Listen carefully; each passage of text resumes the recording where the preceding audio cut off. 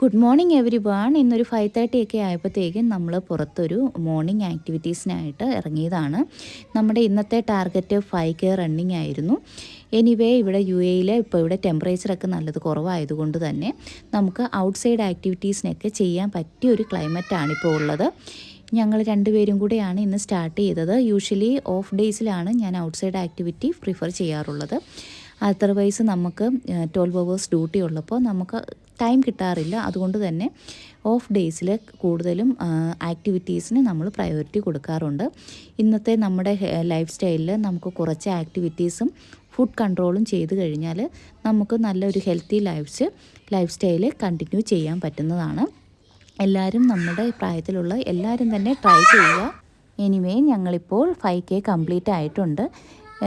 അത്രയൊക്കെ ഉള്ളൂ ഇന്നത്തെ കാര്യം. അപ്പോൾ എല്ലാവരും ആക്ടിവിറ്റീസിനെ ടൈം സ്പെൻഡ് ചെയ്യാൻ ശ്രമിക്കുക.